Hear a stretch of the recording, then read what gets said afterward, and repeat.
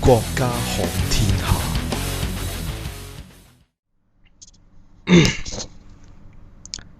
好啦，今次呢就係講關於香港嘅觀察，香港嘅身份。講一段呢關於香港回歸，我哋應該去認識一個歷史。1997年，香港由英國嘅殖民地正式回歸到中華人民共和國，成為咗一個特別嘅行政區。根據中英聯合聲明，香港地區即係香港島啦、九龍啦、新界啦，係屬於中國嘅領土。英國嘅政府將會喺1997年7月1日將香港嘅地區交還俾中國嘅政府。中國政府喺同一日恢復對香港行使主權。根據聲明之中第3段第12條，中華人民共和國將會以基本法確立香港為特別行政區，並按照一國兩制嘅方針保證主權移交前嘅資本主義制度維持50年不變。中國大陸所施行嘅社會主義制度將唔會伸延到香港。香港特區政府會維持高度嘅自治。中共嘅敵人，中港矛盾嘅根源，六四事件。六四事件，學生提出7點要求。第一條，重新評價胡耀邦嘅行為，肯定佢對於民主、自由、寬鬆、和諧嘅觀點。喺獲得鄧小平等人支持之後呢，李鵬隨即決定起草一份公報，以強硬嘅態度嚟到展現所有中共高層官員以及共產黨所有機構幹部都反對呢次學生抗議嘅行動。跟住就起草必須旗幟鮮明咁反對動亂，又或者稱為426社論全文，並且決定將學生運動定性為極少數人發起嘅反革命動亂。好多香港居民認為中國政府派遣部隊清場嘅舉動違背之前所許下嘅承諾，並且對於1997年回歸中國管理之後所採取嘅一國兩制做法感到恐懼。呢個亦都導致到香港社會普遍彌漫住失落嘅狀態，甚至開始對於中國共產黨抱住否定嘅態度。一部分原因亦都係因為當時香港民眾認為喺北京持續進行嘅抗議活動不斷就政治問題發表改革嘅意見，而呢個就係中國境內有關民主同埋自由嘅象徵。然而中國政府派遣軍隊嘅做法，令到好多香港市民對之後嘅中國嘅統治失去咗信任感。六四之後，中共嘅重大政治理念嘅改變。中國政府喺六四事件之後，亦都陸陸續續調整咗社會嘅意識形態，藉由加速經濟嘅改革嘅同時，亦都嘗試改變先前民眾傾向西方民主嘅諗法，強調喺社會主義掌控下嘅中國經濟發展能夠達到共同富裕嘅目標。1989年6月9日，中央軍委主席鄧小平接見首都戒嚴部隊軍級以上幹部時指出，呢場嘅風波遲早要嚟，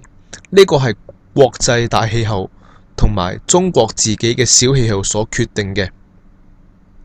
佢哋要顛覆我哋嘅國家，顛覆我哋嘅黨，呢個係問題嘅實質。佢哋嘅目的係要建立一個完全西方附庸化嘅資產階級共和國。呢次事件促使我哋好冷靜咁去考慮一下過去，亦都考慮一下未來。10年最大嘅失誤係教育，主要係思想政治嘅教育，要堅定不移咁執行黨嘅11屆三中全會以嚟制定嘅一系列路線、方針、政策，要認真總結經驗，啱嘅失誤嘅要糾正，要加啲勁。1992年，鄧小平發表重要嘅南巡講話，改革開放嘅膽子要大一啲，把握時機，發展自己，關鍵係發展經濟，發展先至係硬道理。鄧小平利用個人嘅威望，重新將改革開放嘅政策穩定落嚟，並且成為中國共產黨執政政策嘅兩個基本點之一。呢場講話確保咗今後嘅中國政府既定國策嘅穩固，亦都逐步將中國嘅經濟實力帶上一個又一個嘅新台階。中共嘅慣用手段之一，統一戰線。中國共產黨中央委員會統一戰線工作部，簡稱中共中央統戰部，係中國共產黨中央委員會主管統一戰線工作嘅職能部門。統戰部門嘅工作職能相當之豐富，佢包括執行中共中央關於統一戰線嘅方針同埋政策，並且提出相關嘅意見同埋建議，負責聯繫全國工商聯、港澳台同埋海外工商社團同埋代表人士，協調關係，提出相關嘅政策建議。統一戰線簡稱係統戰，起源於蘇聯創國者列寧，依照中國共產黨前主席毛澤東嘅學說思想，統一戰線係中國革命嘅三大法寶之一。三大法寶係統一戰線、武裝鬥爭同埋黨嘅建設。簡要嚟講呢，就係佢嘅核心係在於政治競爭中掌握聯合次要嘅敵人，打擊主要嘅敵人嘅原則。因此判斷形勢，區別敵我勢力嘅消長，洞察各方力量分佈同埋態度，對統一戰線嘅實施極為重要。統一戰線一詞從國共內戰嘅時代直到今日嘅兩岸關係都係常見嘅用語。今日中共對台對香港嘅戰略，統一戰線仍舊係主要嘅指導綱領，以民促官，以商為政，入島入心，以經促統，以武阻獨等等，都可以視為統一戰線嘅原則嘅延伸嚟嘅。發展才是硬道理，一部分人先富起來。進入1990年代，由於一部分人先富起來嘅政策傾斜，令到中國社會嘅所得分化再度受到重視。由於專業收入造成嘅新生階層成員，有啲並冇加入中國共產黨組織，咁如何確保呢啲成分能夠支持中共政府嘅政策呢？變成重要嘅課題。一方面，中共中央提出咗三個代表理論，嚟到強調中國共產黨亦都可以代表呢啲先進嘅生產能力。一方面喺實務上亦都必須重新用統一戰線嚟到團結新嘅階層。新世代下嘅統一戰線。中國共產黨喺2006年11月新頒布嘅關於鞏固同埋壯大新世紀新階段統一戰線嘅意見文件中，就話到喺呢一個時期，統一戰線繼續作為中共重要政策嘅範例。特別係文件中提到下面嘅意見：要切實做好新嘅社會階層人士統戰嘅工作。改革開放以嚟出現嘅新嘅社會階層，主要由非公有制經濟人士同埋自由職業知識分子組成，集中分佈喺新經濟組織、新社會組織之中。佢哋作為中國特色社會主義事業嘅建設者，喺促進共同富裕、構建社會主義和諧社會、全面建設小康社會中發揮住重要嘅作用。新嘅社會階層人士係統一戰線工作嘅新着力點，要加大最大嘅限度嚟到將佢哋團結喺黨嘅周圍，充分發揮佢哋嘅作用。中共嘅真面目，中華人民共和國嘅成立。中國共產黨簡稱係中共，成立於1921年7月，1949年嘅10月至今，為代表工人階級領導工農聯盟同埋統一戰線，喺中國大陸實行人民民主專政嘅中華人民共和國唯一嘅執政黨。喺中國共產黨將佢自身表述為中國工人階級嘅先鋒隊，同時係中國人民同埋中華民族嘅先鋒隊，亦都係中國特色社會主義事業嘅領導核心，代表中國先進生產力嘅發展要求，代表中國先進文化嘅前進方向，代表中國最廣大人民嘅根本利益。黨嘅最高理想同最終目標係實踐呢個共產主義嘅。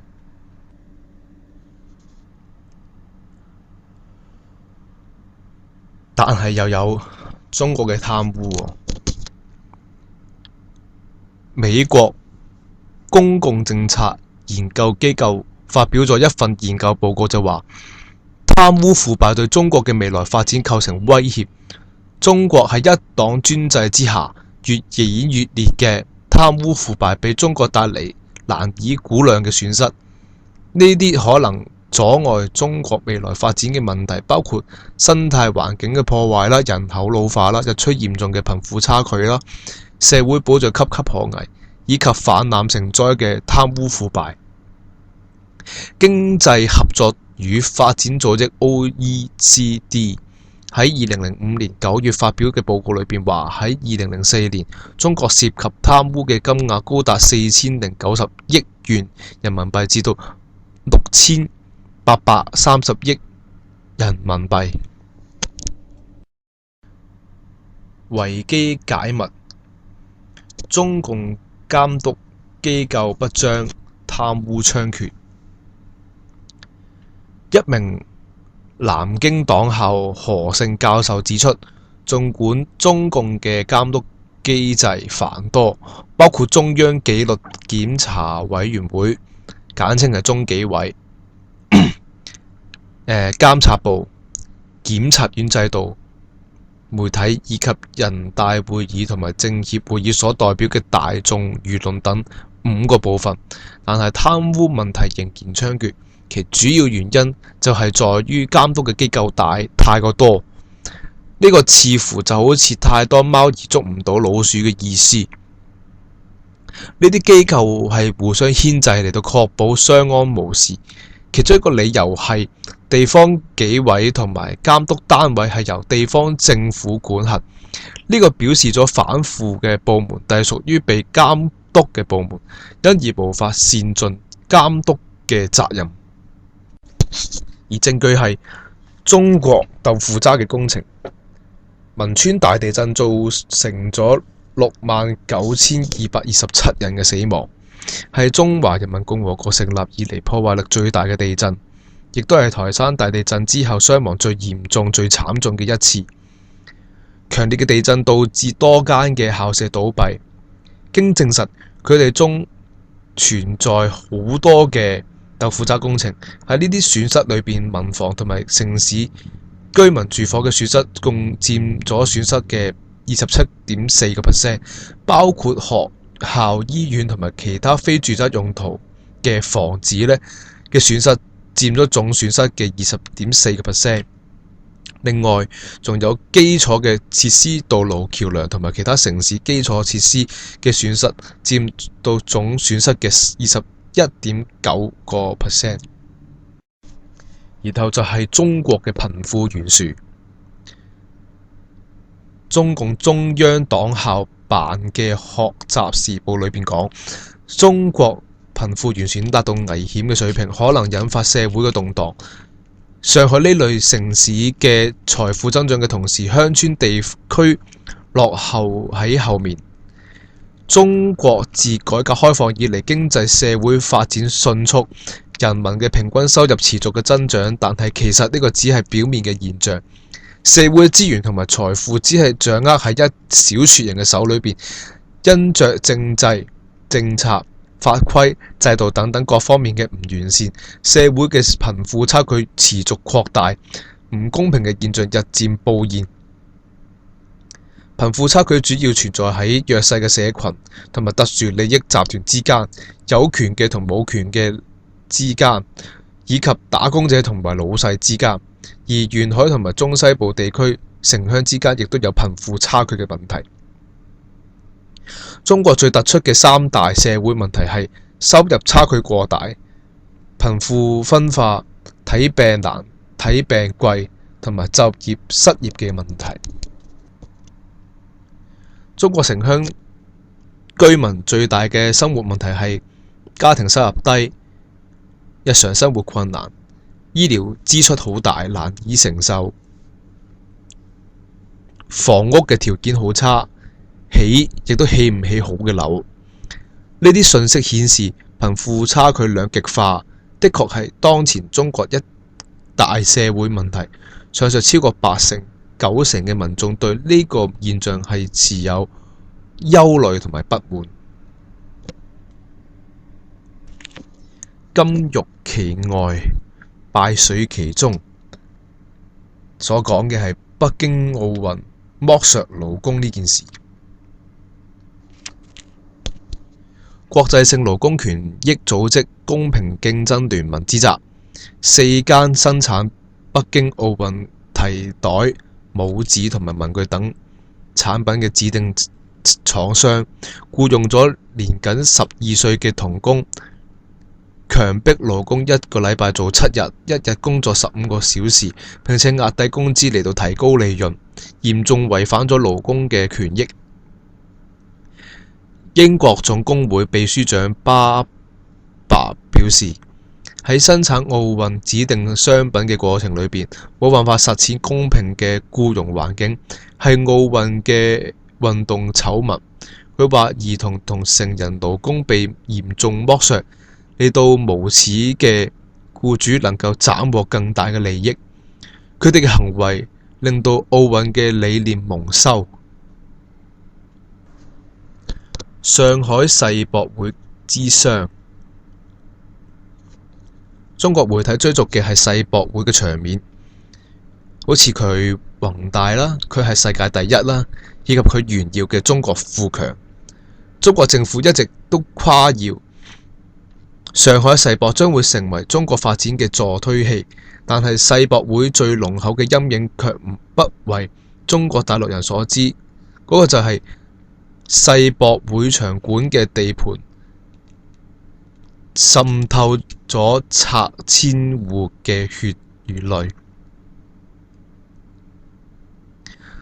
上海世博會嘅場館需要佔用大量嘅用地，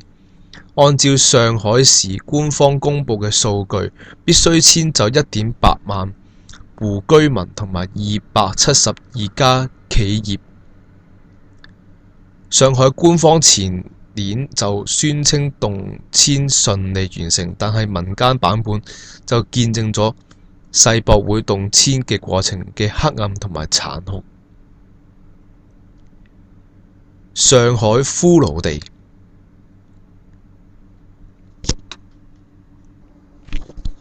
喺上海，一群無名小卒遭遇咗呢個星球上邊最浩大、最殘忍、最邪惡嘅拆遷史詩式革命。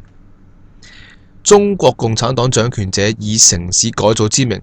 官商勾結，聯手剷除咗佢哋合法嘅棲身之所。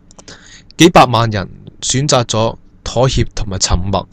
只係有數以千計嘅無家可歸者能夠勇敢咁企出嚟捍衛自己嘅權利。但係佢哋只能夠無助咁哀號，直到佢哋斷氣身亡。思想嘅控制，限制網上言論嘅自由。和諧一詞係即係和諧嘅諧音，係出自並經常出現喺中國大陸網上嘅網絡用語。中國共產黨推行嘅和諧社會政策，喺屏蔽色情暴力信息嘅同時，亦都將不利於社會同埋和諧穩定嘅信息強行移除同埋屏蔽。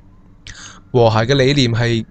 要成為建設中國特色嘅社會主義過程中嘅價值取向。絕大多數年輕嘅網民認為，中國大陸變成只容許和諧嘅言論，禁止唔和諧嘅言論，就係所謂嘅和諧社會啦。由於中國網絡審查制度，好多大陸嘅網民 blogger 論壇都被封咗，而呢種情況喺和諧社會嘅提出之後，被大陸網民戲稱為被和諧了或者被和諧咗。限制新聞嘅自由。2008年12月5日，艾未未發起咗公民調查志願者嘅活動，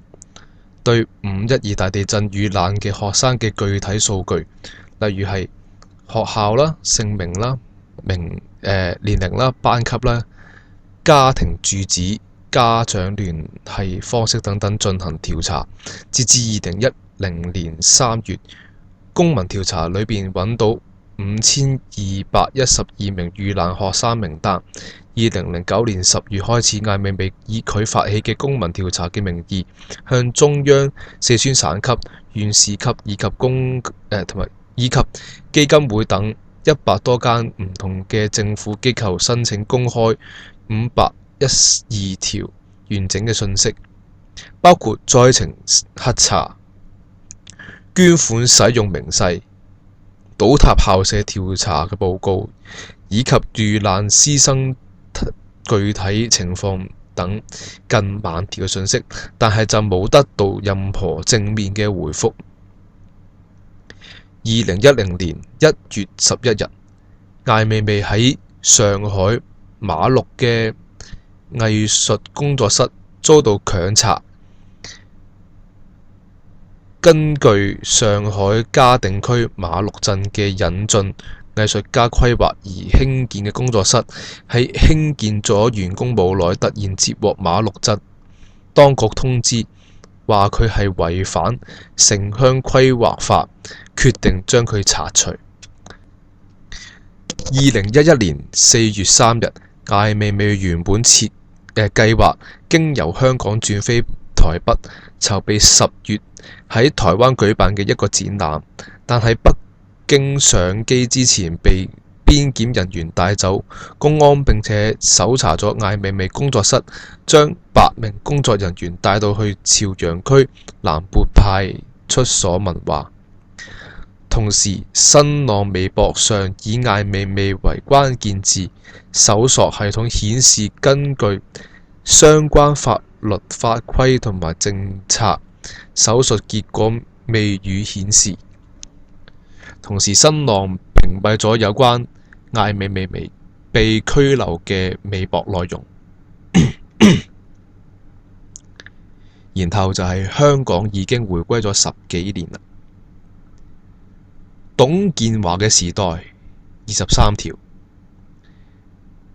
基本法第23條係一條就香港境內有關國家安全，即係叛國罪、分裂國家行為、煽動叛亂罪、顛覆國家罪以及竊取國家機密等等多項條文作出立法指引嘅憲法條文。政治人士同埋市民普遍認為呢個文件過於嚴苛，刑事條文泛政治化，其中國家安全被誇大，而好多新定義嘅語句含義都好廣泛並唔明確，對於基本嘅人權同埋自由冇應有嘅保障。當時嘅保安局局長葉劉淑儀積極咁推動立法，指出立法係平常同埋自然嘅事。佢嘅一啲言論曾經引起巨大嘅爭論。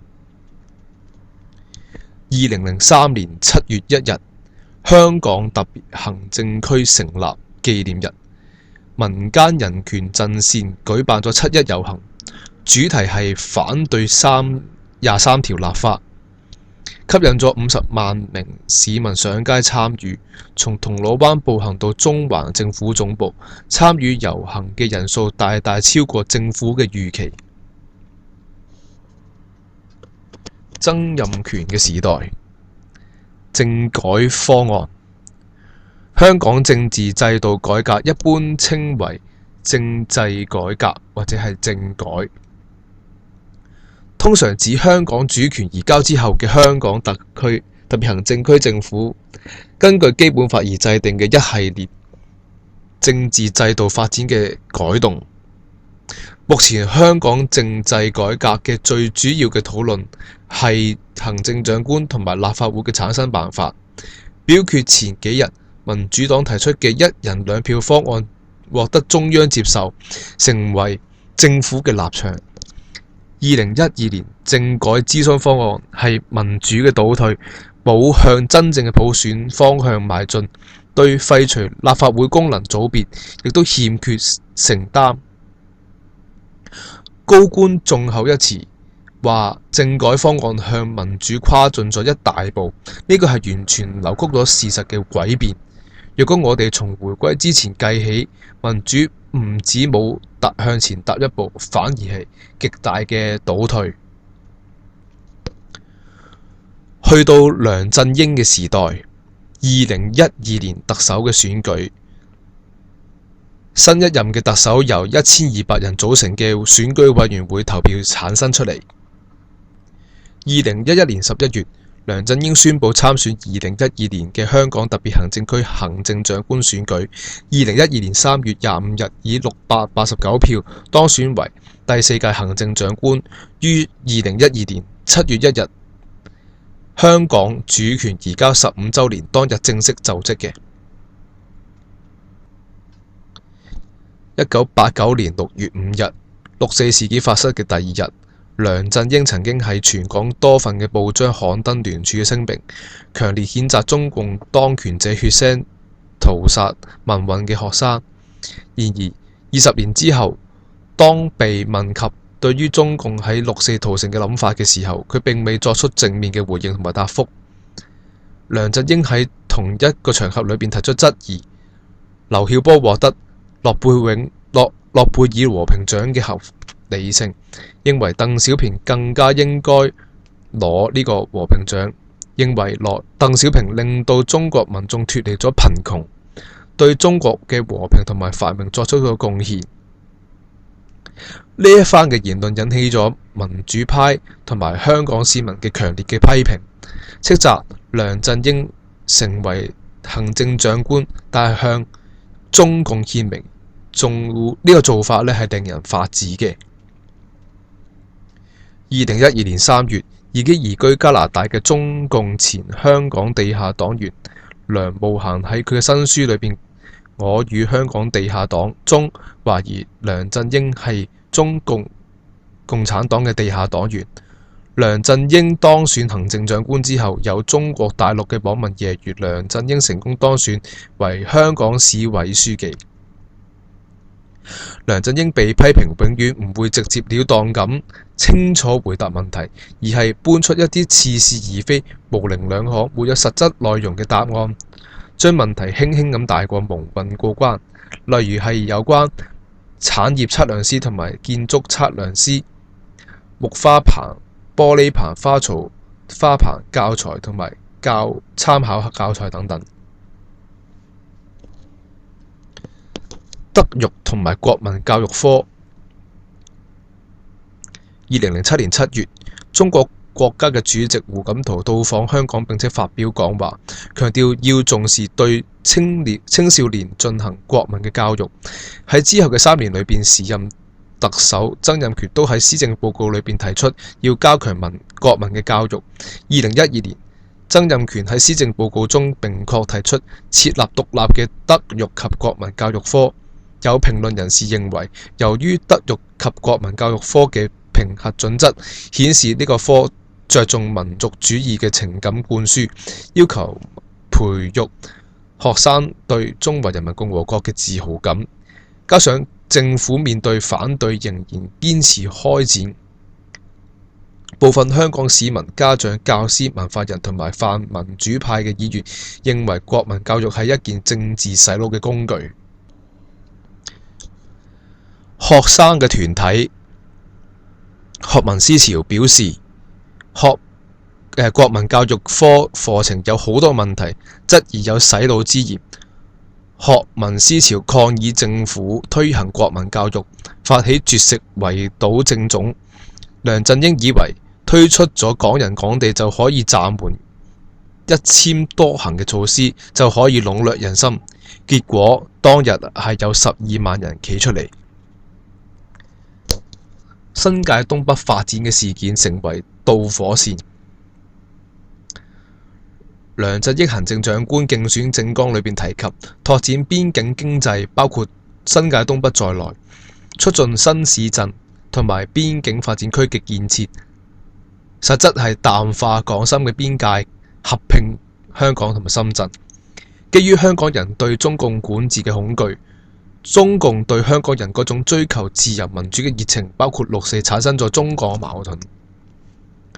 中共想利用統戰將所有嘅民主派嘅人歸邊，將香港人嘅身份模糊，而呢一件事正正係破壞咗中英聯合聲明同埋基本法嘅精神。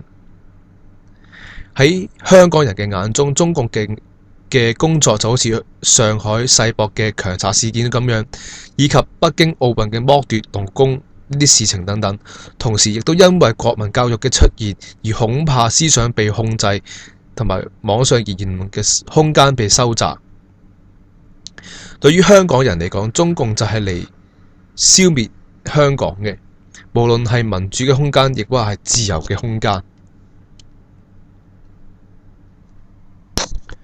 對於中共嘅發展就係硬道理，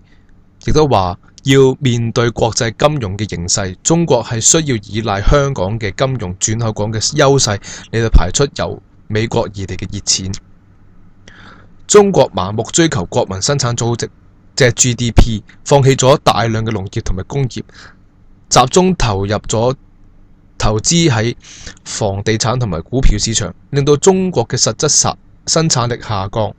無可奈何之下，中共只有不斷找尋方法控制香港嘅市民同埋政府，阻止民主派或者反對派嘅力量。透過一次嘅新界東北發展嘅新發展計劃，一簽多行，國民教育喺呢幾年裏邊不斷輸入從中國內地而嚟嘅新移民，目的就係喺2017年、2020年嘅民主選舉裏邊，可以控制大多數嘅選票，嚟到增加票源，嚟到控制香港嘅施政制度以及法治制度，迫使到香港嘅政府完全受控於中央嘅政府。為咗咁，新界東北發展事件並唔係單一嘅土地侵佔事件，而係真真正正中共統戰嘅計劃嘅一部分，借發展為名，融合為實。自從9月10日國民思潮同埋10萬人嘅聚集政府總部，到9月22日嘅新界東北發展諮詢論壇，都有大量嘅市民反對嘅計劃，而政府就唔聽市民嘅聲音，假扮諮詢，反對國民教育同埋反對深港融合。簡單嚟講，就係反對中共消滅香港嘅核心價值，包括人權、自由、平等。講返轉頭，就係六四所追求嘅嘢，以及基本法所定明嘅精神。中共干預高度自治。喺香港往後嘅日子，可以預見到中共會一步一步潛移默化香港市民，令到更加多嘅市民向中共歸邊。而另一方面，香港嘅新世代亦都會為咗香港嘅未來而抗爭到底。長此落去就係不斷嘅抗爭，政府嘅民望亦都會越嚟越差，令到政府不論係任何議題都會被反對派同埋市民嚟到追擊。日後亦都會將會出現更加多嘅人包圍政府總部嘅場面，亦都會越嚟越多人去上街抗爭。六四之後嘅中共同埋六四之後嘅新世代，係時代產生出嚟嘅宿敵。一方面繼續一黨專政、唔公義、唔自由；一方面有一班人繼續抗爭到底，行公義、好憐憫。最終邊一邊贏，邊一邊輸，仲要睇新世代係點樣去圍堵中共呢一個所有嘅議題，